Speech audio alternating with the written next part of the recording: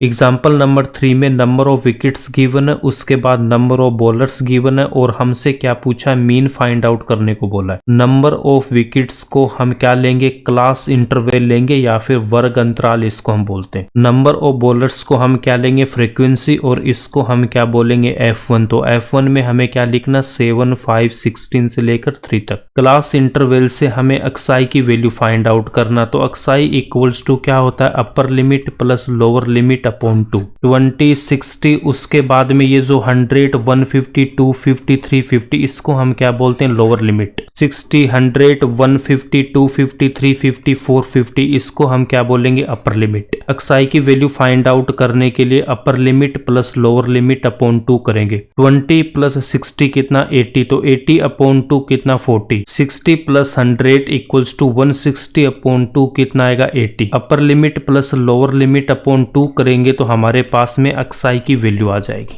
Aksai की value हम find out करेंगे तो हमारे पास में अक्साई की वैल्यू आ जाएगी। अक्साई की वैल्यू हमारे पास में काफी बड़ी वैल्यू आ रही है, तो इस वैल्यू को हमें छोटा करने के लिए हम क्या करेंगे, यहाँ पे डी की वैल्यू फाइंड आउट करेंगे। डी इक्वल्स टू होता है अक्साई माइनस ए, तो ए हमें डिसाइड करना है अक्साई की जो मिडल में, तो अक्साई के मिडल में हमारे पास में देखो 125 और 200 है। 125 या फिर 200 में से किसी को भी हम ए अज्यूम करेंगे। 200 को अगर मैं यहाँ पे ए पुट करता हूँ तो यहाँ पे हम डी की वैल्यू फाइंड आउट करेंगे, तो अक्साई माइनस 200। डी की वैल्यू फाइंड आउट करने के लिए अक्साई में से हमें माइनस करना किसको, ए को। अक्साई की वैल्यू जब 40 है तो इसको हम क्या लिखेंगे, 40 माइनस 200 कितना आएगा, माइनस का 160। 80 माइनस 200 तो माइनस का 120। उसके बाद में 125 माइनस 200 माइनस 75। 200 माइनस 200 कितना, 0। फिर 300 है तो 300 माइनस 200 कितना, प्लस का 100। अक्साई की वैल्यू 400 है तो 400 माइनस 200 कितना आएगा, प्लस का 200।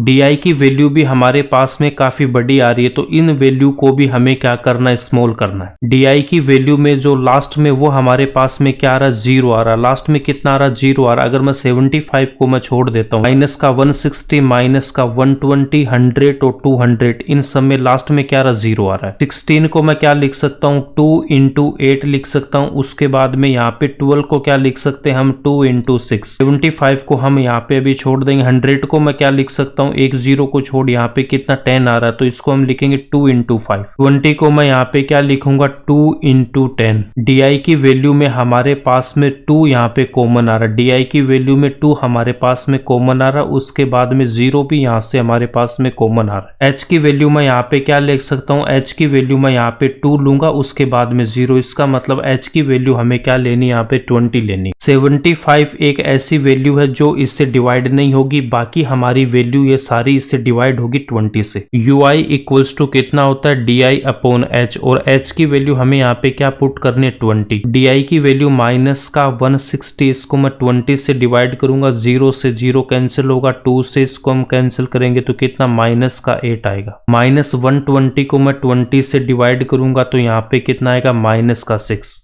माइनस 75 को हमें क्या करना, 20 से डिवाइड करना। तो देखो माइनस का 75 को 20 से डिवाइड करना है। डिनोमिनेटर में जब हमारे पास 2 होगा तो उसको हमें क्या करना, 5 से मल्टीप्लाई करना ऊपर नीचे। 5 को मैं 5 से मल्टीप्लाई करूंगा तो कितना, 25। 2 को हम कैरी करेंगे, 5 को हम 7 से मल्टीप्लाई करेंगे, 35। 35 में 2 ऐड करूंगा तो 37। 5 को मैं 20 से मल्टीप्लाई करूंगा तो कितना आएगा, 100 आएगा। 375 को हमें 100 से डिवाइड करना, तो डिनोमिनेटर में हमारे पास में 2 0 है। 2 डिजिट छोड़ के हमें यहाँ पे डेसिमल लगाना, तो 3.75 माइनस का 3.75 आएगा। 0 को डिवाइड करूंगा 20 से तो 0। 100 को 20 से डिवाइड करूंगा तो कितना आएगा, 5। उसके बाद में 200 को मैं 20 से डिवाइड करूंगा तो प्लस का 10। यू आई की वैल्यू हमने फाइंड आउट कर ली। यहाँ पे देखो यू आई की वैल्यू हम यहाँ पे पुट करेंगे। एफ आई इंटू यू आई की हमें वैल्यू फाइंड आउट करना, तो 7 को हमें मल्टीप्लाई करना -8 से।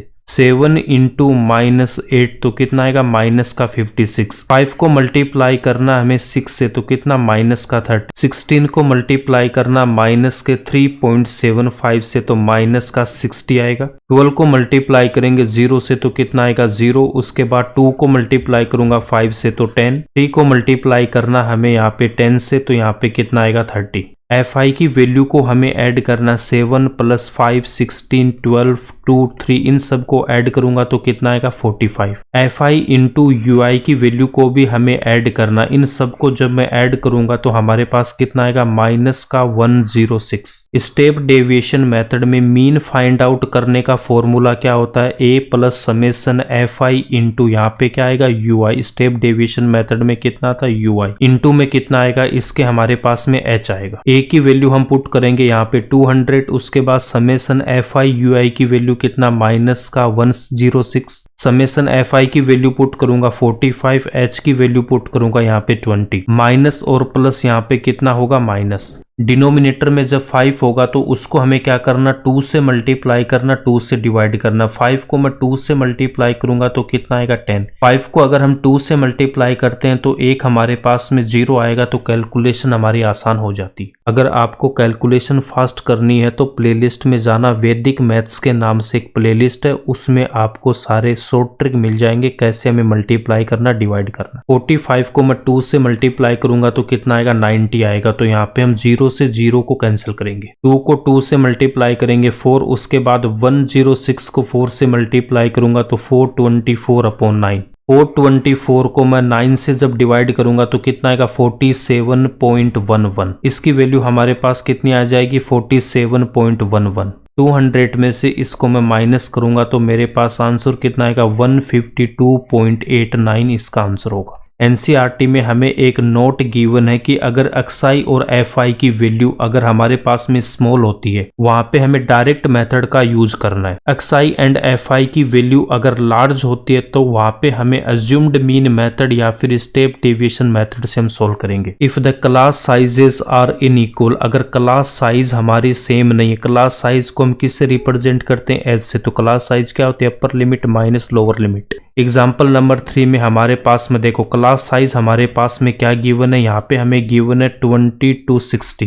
Class size h equals to हम क्या लिखते हैं upper limit minus lower limit. Upper limit यहाँ पे 60, लोअर लिमिट यहाँ पे 20, तो h की वैल्यू यहाँ पे 40 आ रही है। 60 to 100 में अगर मैं h की वैल्यू फाइंड आउट करूंगा तो अपर लिमिट 100, लोअर लिमिट 60, तो यहाँ पे कितना आ रहा है मेरे पास में 40 आ रहा है। 100 to 150, तो यहाँ पे क्लास साइज कितना आएगा 150 माइनस 100 इक्वल्स टू कितना आ रहा है 50 आ रहा है। 150 to 250, यहाँ पे हमारे पास h की वैल्यू कितनी आएगी 100 आएगी। 250 to 350, यहाँ पे भी h की वैल्यू 100 आ रही है। 350 to 450 में h की वैल्यू 100, तो h की वैल्यू हमारे पास 40 आ रही है, 50 आ रही है और 100 आ रहा है। इसका मतलब हमारे पास में h की जो वैल्यू है वो क्या आ रही है अनइक्वल वैल्यू आ रही है। क्लास साइज या फिर वर्ग माप की वैल्यू अगर एस समान है और हमें क्या गिवन है xi आर लार्ज, xi की वैल्यू अगर बड़ी है, we can still apply the step deviation method by taking h to be a suitable divisor of all di's। h की वैल्यू अगर अनइक्वल है एंड हमारे पास में जो xi की वैल्यू है वो भी वैल्यू यहाँ पे क्या आ रही है लार्ज आ रही है। स्टेप डेविएशन मेथड यूज करने के लिए हम जो h की वैल्यू फाइंड आउट करेंगे वो जो di में जो सुटेबल जो डिवाइजर होगा वो लेके हम इसको सोल्व करेंगे। 75 को अगर मैं छोड़ देता हूं तो ये बाकी सारी वैल्यू हमारे पास में 20 से डिवाइड हो रही है। एग्जाम्पल नंबर 3 को हम स्टेप डेविएशन मेथड से इजीली सोल्व कर सकते हैं। आप चाहो तो अज्यूम्ड मीन मेथड या फिर डायरेक्ट मेथड से भी इसको सोल्व कर सकते हो।